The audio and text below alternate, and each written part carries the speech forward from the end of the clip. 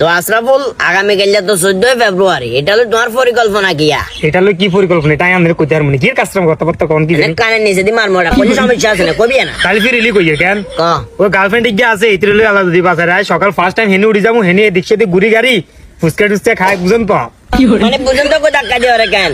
তোর খেয়াল তো আই এত বালা দেয় না। কাল 14 ফেব্রুয়ারি ভালোবাসা দিবস, সেটা তোর মাথায় আছে, কিন্তু 14 ফেব্রুয়ারি যে সবে বরাত, এটা কি তুই ভুলে গেছিস নাকি?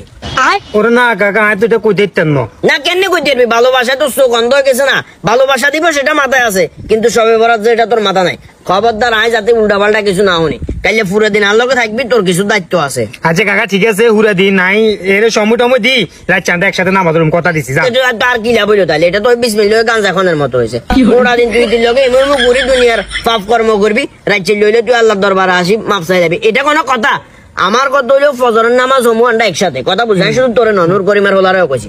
ফজরের নামাজ হমু, ফজরের নামাজ বের হলে আমরা নিজ দায়িত্বে পুরা মসজিদ এটা পরিষ্কার করি, কালকে পুরো দিন আমরা ইবাদতে কাটাই দিব। কথা ইদুরা এত নাই কেন কথা দিয়ে লাইছি তো তার রাস্তা বুঝলে অবস্থা খারাপ হয়ে যাবে। যেটা কইছি কথা এটা, এত কথা দুই কথা হইতো কাকা কাল না গুচ্ছ কথা দিয়ে লাইছি কোনটি মানা কর, অন মানা কর না কাকা অন্তম যাইতো ইতরা মুখ বন্ধ করে কোনটি মানা করবে লাগছে কাইলে দূর অসুবিধা হয়ে যাবে কিন্তু পরবর্তী দায় যদি কাইলে না হয় ঠিক টাইমে।